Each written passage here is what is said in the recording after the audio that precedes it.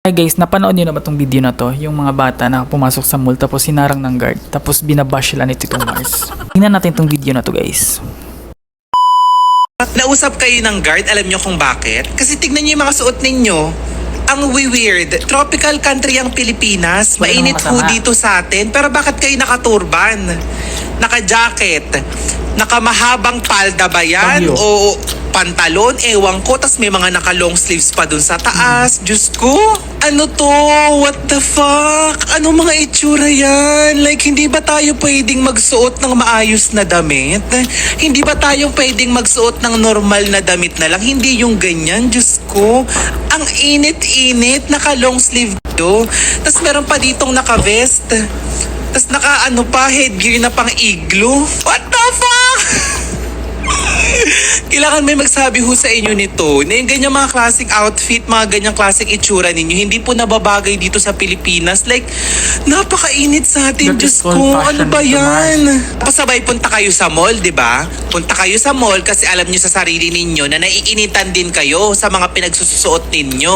Kaya ang ginagawa ninyo, sa mall kayo tumatambay kasi kayo sa sarili ninyo, alam nyo, init na init din kayo eh. Di ba? Like, bakit kasi hindi na lang tayo magsuot ng normal na damit? Hindi na lang tayo magsuot ng sando, t-shirts, polo shirt, saktong damit, matinong pantalon, matinong shorts, matinong sapatos. Hindi eh. Ano, Tito May Mars? mga paganyan-ganyan pa kayo eh. Ginagaya nyo yung mga style sa ibang bansa eh. Kadalasan sa US, sa US malamig. Malamig doon. Hindi lahat. Sa Europe, sa UK, ganyan yung mga outfitan doon kasi yung klima ho nila doon malamig. Pero dito sa atin hindi eh. Talagang pinilit nila. Pinilit nilang isuot yung ganyan nilang outfit kahit napakainit. Doon Bagyo lang tayo ngayon, sa bagyo. totoo. Hindi kayo naiinitan? Tiis ganda talaga. Sa init ng temperatura dito sa Pilipinas, talagang tinitiis ninyong makapag-outfit ng ganyan. Tapos sasakay kayo sa jeep, sa tricycle, maglalakad kayo sa kalsada. Like, hello! Huwag nyo kasing gayahin, huwag nyong ipilit yung outfit ninyo sa mga outfit ng mga tao sa ibang bansa.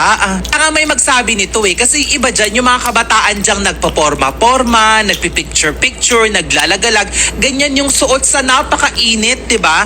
Nanlilimahid pa yung mga yan, Diyos ko. Hindi nyo man lang ba naisip na sana kung nagsuot na lang kayo ng maayos na damit, sando, t-shirt, polo na maayos, wag na kayo mag-turban, wag kayo mag-jacket, wag kayo mag-hoodie, wag kayo mang-long sleeve sa napakainit-init. Mas Okay. magmumukha pa kayong maayos. Kaso hindi eh.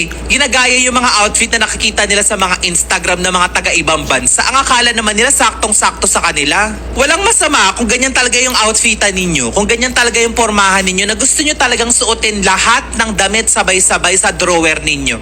Go! Pero sana man lang iayon ninyo sa temperatura.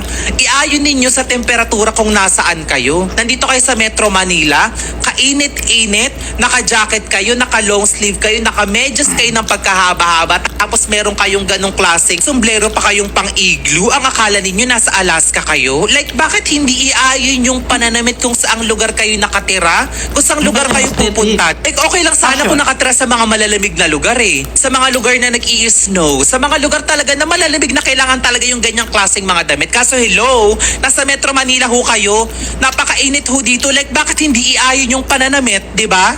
Sa akin Tito Mars, wala namang masama sa damit nila.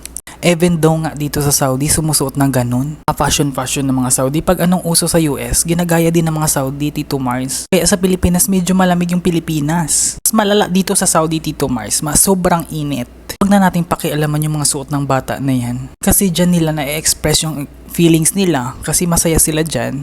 Kaya suportahan na lang natin sila. Hindi naman sila nagnakaw ng pagkain or ng pera dyan sa mall na yan. Nakitambay lang yung mga bata, baka customer yan ng mall. Sa Uniqlo maraming ganon na mga outfit, mga aesthetic, mga pang model. Dapat kung ganon, wag na lang sila magbenta ng long sleeve kung bawal palang suotin dyan sa mall na yan. Diba? Sobrang bobo ng guard na to. Sa mga bata dyan, ireklamo ko yung guard na yan. Kasi wala namang talagang masama sa pag sinusuot nila. Lahat naman kasi ng tao may freedom kung anong gustong nilang suotin na damit dyan sa Pilipinas. Yung guard na yan siguro, hindi siguro naka-training yan. Kasi, bakit? Nasa handbook ba ng guard na yan na bawal suotin yung ganong ng mga damit? At yung mga bata, hindi naman yan nanggugulo dyan sa mall. Hindi naman nakakadisturbo. Wala akong nakitang mall, kahit SM, kahit saan pa na department store sa buong Pilipinas, na bawal magsuot ng ganun na damit. Oh, comment down below kung saan kayo nakakita ng bawal na ganitong damit. Even yun na swimsuit kung pwede, pumunta ka ng mall, pwede. O ano, di ba? Wala yan sa handbook nila, kaya dapat basahin muna ng guard na yan, ang handbook, kung bawal ba talaga yung mga damit ng mga bata na yan. Kaya sana, wag kayong judgmental, Tito Mars. Or yung guard na yan, please, wag nyo i-judge yung mga bata kasi dyan sila masaya. Nako talaga yung mga tao sa Pilipinas, sobrang judgmental kahit anong gawin mo.